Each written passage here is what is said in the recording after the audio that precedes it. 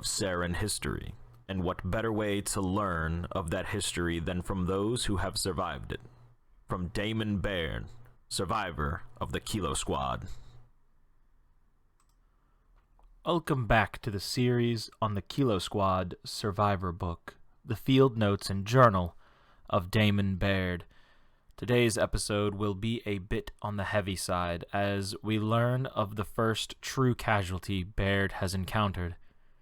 We see how hard-nosed one of the leading officers in the COG army truly is, and we may get some insight into the Locust language. But as always, we start with a letter to his mother and father. Hi, Mom and Dad. We lost one of our own today. I mean, one of the men in my unit, our CO, Lieutenant Ozaba. His wasn't the first dead body I've seen over the last few days, but it was the first that I knew well. I say that having only spent a few days with the man, but they weren't the easiest of days.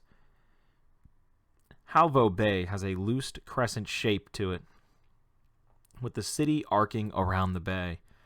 There are better strategic geographies for a defending army. The coast is long enough that we can't station troops around the whole thing. Anytime something happens, our units collapse toward the incident. Once we start moving, the grubs inevitably attack from the other side, leaving us fighting on two fronts.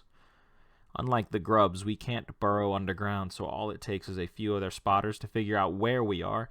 They simply allocate themselves to their advantage. Meanwhile, we're running up and down the beach all day. We get tired and make mistakes, which is how we lost our CO.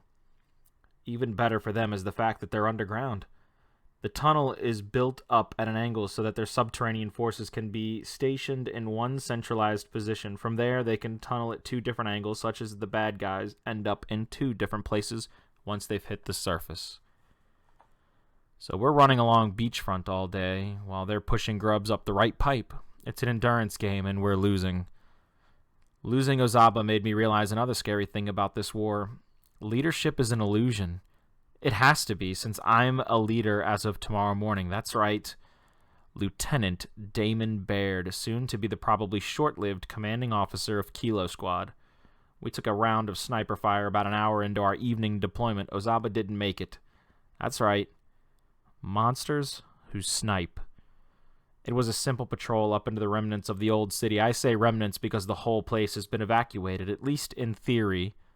A few of the other guys said they've seen shadows running along the rooftops. We're not authorized to check disturbances that aren't obviously caused by grubs, so Ozaba didn't think anything of the noises we heard that jibbed with the stories we odd.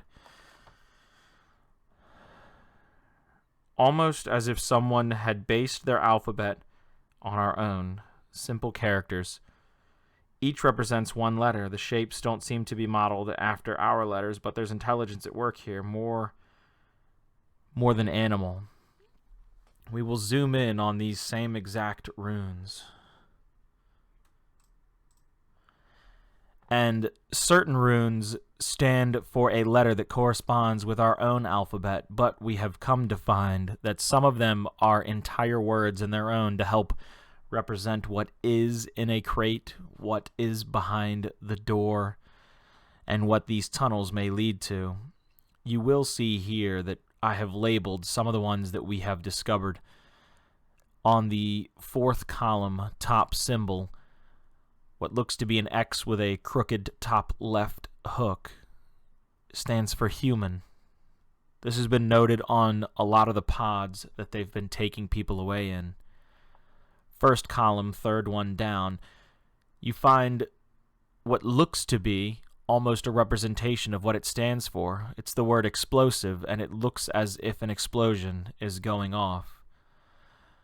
And in the sixth column, the very bottom symbol, the very long and intertwining, what looks to be our very own cursive uppercase L, stands for Leviathan. And as we avert our eyes to the right side of the screen, you see some much thicker symbols, ones that we haven't been able to completely decipher yet, but we do know that the one in the middle stands for worms. Now, how big the worms are to grubs, we'll never know, but we have found some baby versions of what I can only imagine grow to be an extraordinarily large monster. The letter continues upon the next page. He finishes, "We heard that jibed with the stories we had been told. His mistake.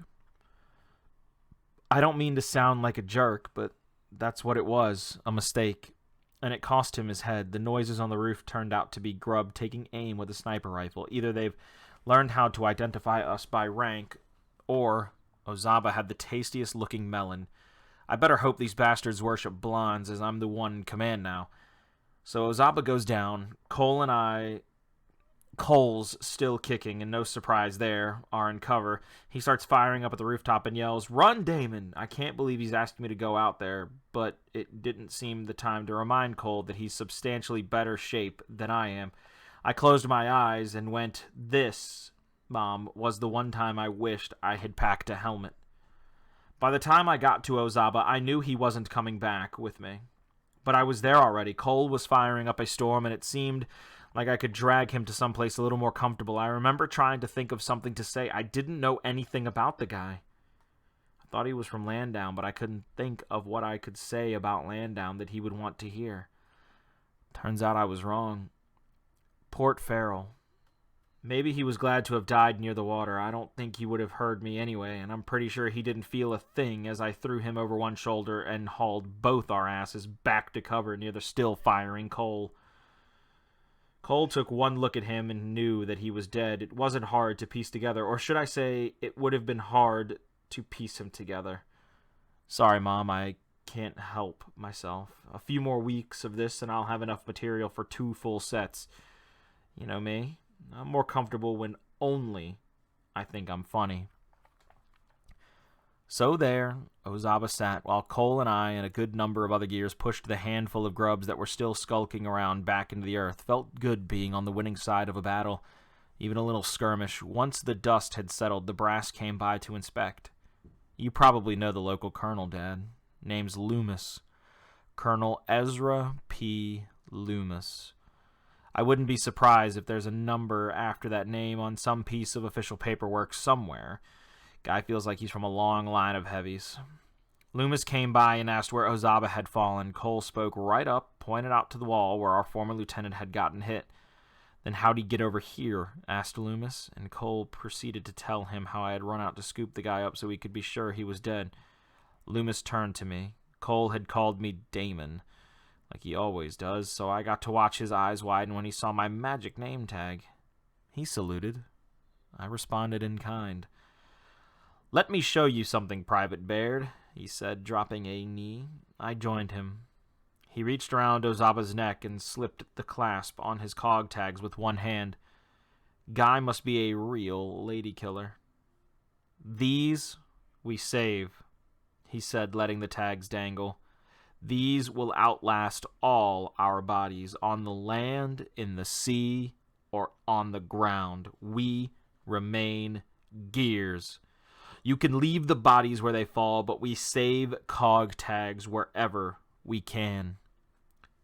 Loomis rose back up. I did the same. He asked who was commanding my current unit. I said Ozaba. He told me that he'd personally oversee my promotion to lieutenant in the morning. That's not as far away as it could be, but I'm off to bed. Damon.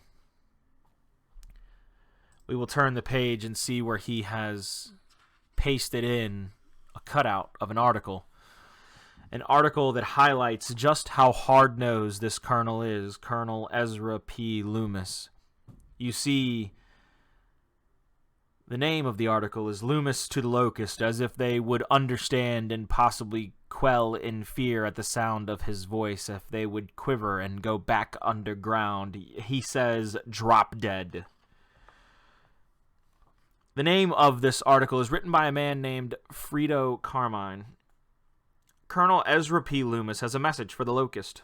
My middle name, after all, is Pound, and I believe I was put on this planet to stamp out these grubs back into the ground that spit them out. Loomis is no stranger to seeing his predictions come true. As the field commander of the 4th Ephira Light Infantry, he led his men over the Pell's Republic, famed central border region, and into the city of Sidon. From there, he ensured that destruction of a freshly delivered load of Austrian emulsion, which accelerated the break of that city siege. Watching the UIR's precious emulsion flow into the Najiko River was one of the great moments of my military career, said Loomis, as he gazed pensively over the unpolluted waters of Halvo Bay. When you have a cultural center around conversation, the psychological cost of the destruction of natural resources coupled with a major environmental disaster clearly will have a two-pronged effect on enemy morale. Loomis is looking forward to leading the Halvo garrison while it is emplaced in the Halvo region. This city offers a range of operational, historical, and economic targets, he said, in addition, of course, to some of our most beautiful beaches. Loomis studied military tactics at the Contemporary Combat Center and, after enlisting in the service, during his studies at the Olafsson Intermediate School. The article would continue on page 3, but we would not see more of this article for some time. We may never know exactly how things for Loomis turned out. We do know this. He would never, ever give up when it came to the Locust. We see a secondary article about a restaurant. A little lightheartedness in all of this war. Editor reopens Beloved Restaurant by Kai Hanna. In a story that will give some of you a little hope, noted Halvo Dispatch editor-in-chief Jen Albert has taken it upon herself to rebuild the fried chicken shack that she frequented daily for the past 10 years. The original owners didn't make it through E-Day, she told us, standing over a hot, what can only be considered pile of coals by the fact the restaurant burned down. Even in the dreadest of times and the darkest of eras, people were trying to find the light. People were trying to find the good. We will find out if any more good or anybody survives this endeavor as we continue this series on Monday. But for now, this will conclude today's episode of the Kilo Squad Survivor Log, the field notes of one Damon Baird. I hope you enjoyed it. Please leave a like, comment, even subscribe if you enjoy this content and tell me what you do or do not like about it. I'm more than happy to always engage. But without further ado, I am Colin the Crow Clark, and I am signing off.